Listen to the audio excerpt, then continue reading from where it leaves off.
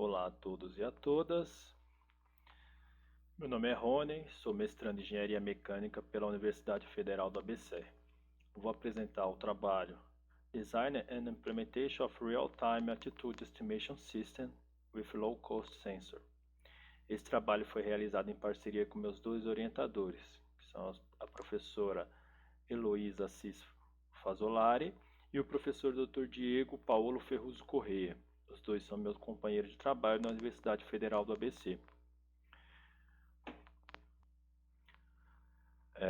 Aqui tem uma demonstração do que foi feito. Nós temos uma caixinha contendo os 3 sensores, um microcontrolador e uma bateria. Inicialmente, a unidade tem sua rotina de calibração de sensores, que deve ser seguida, obtém os parâmetros de calibração.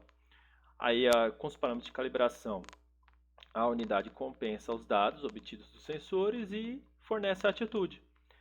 Obtida a atitude, ela transmite para esse outro microcontrolador que funciona apenas como um receptor que recebe os dados. E esses dados são transmitidos para o computador.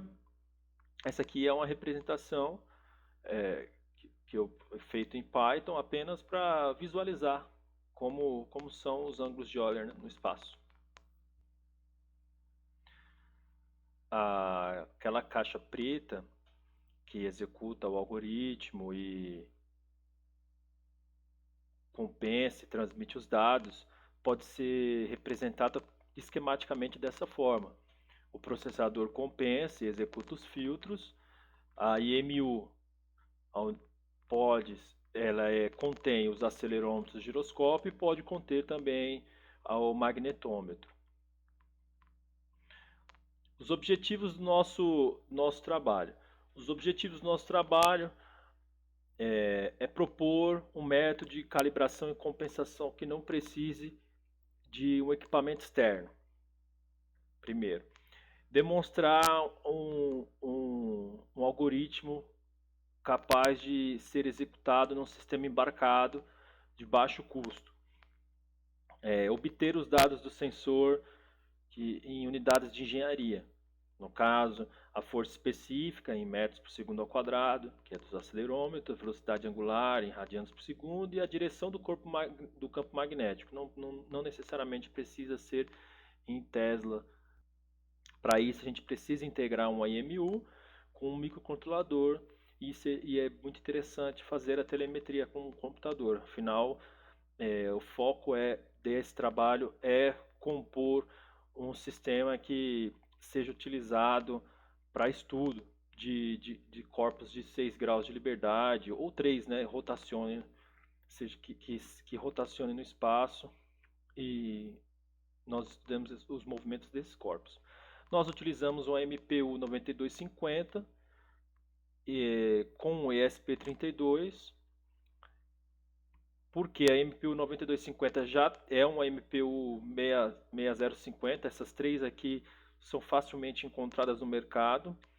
A MPU 9250 já tem um magnetômetro, difere dessas duas primeiras por causa disso.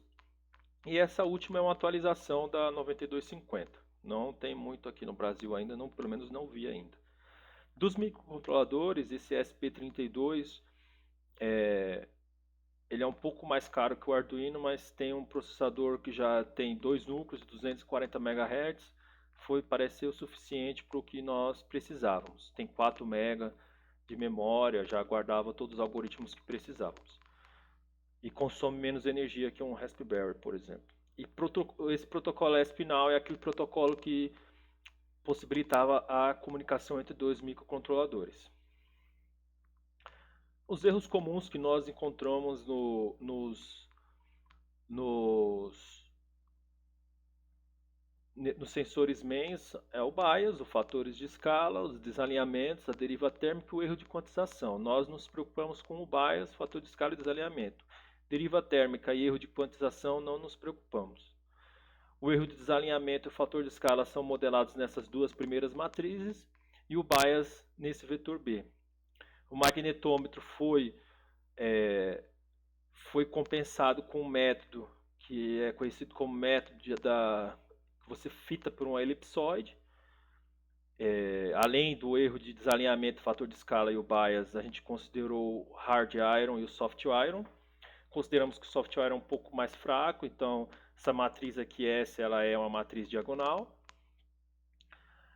E o giroscópio nós consideramos que apenas o bias. Então a gente tomou uma quantidade de medidas iniciais e a partir dessa quantidade de medidas inicial a gente tira uma média e considera isso como erro sistemático. Para obter a atitude, foi implementado um filtro de calma linear e sendo que a propagação é feita com as informações obtidas do giroscópio e a atualização utiliza como observação o quaterno obtido pelo o algoritmo Aqua, que obtém a atitude algebricamente. Bom, para comparar os resultados de calibração, nós transmitimos os dados compensados e os dados brutos. Os dados compensados são com esse subscrito C e os dados não compensados com o subscrito M. Esse gráfico mostra como é o comportamento da norma dos dados compensados e dos dados brutos. A curva azul, que são os dados brutos, tem a norma em alguns momentos mais distantes. Tem hora que chega a 10,25, 9,50. Enquanto a norma compensada se mantém muito mais próximo do valor de referência, que era 9,8. Esse segundo gráfico mostra o giroscópio, com a eliminação do erro sistemático. O Y não mudou muito, o Z mudou muito pouco, mas o X a gente percebe um erro sistemático aí da ordem de 5 na terceira casa, né?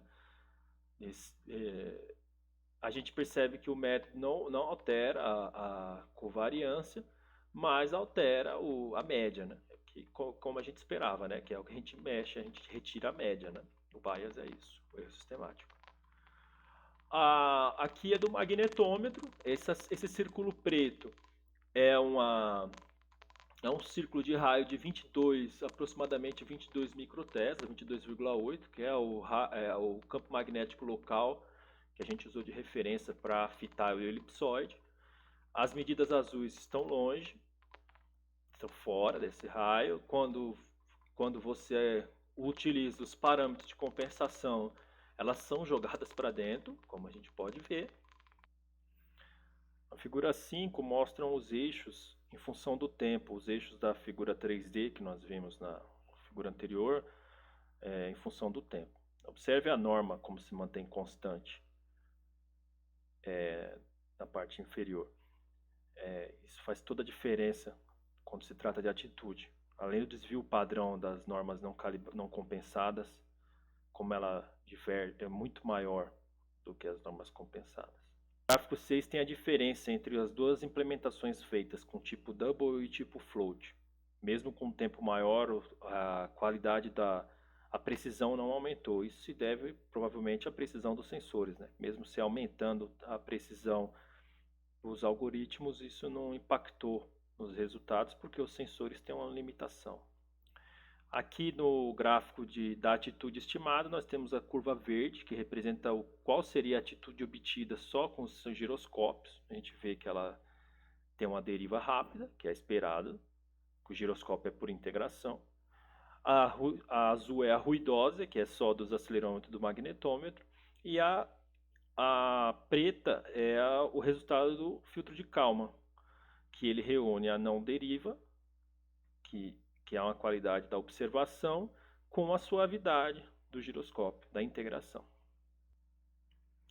Como trabalho futuro, queremos estimar o bias do giroscópio, implementar um filtro de Kalman multiplicativo no lugar de um filtro de Kalman aditivo, dado que estamos trabalhando com quaterno, isso faz mais sentido. Muito obrigado por você ter visto essa apresentação. Se quiser ver esse projeto, ele está nesse link. Agradecemos o curso de pós-graduação da Engenharia Mecânica da UFABC, e esse estudo foi financiado parcialmente pela CAPES.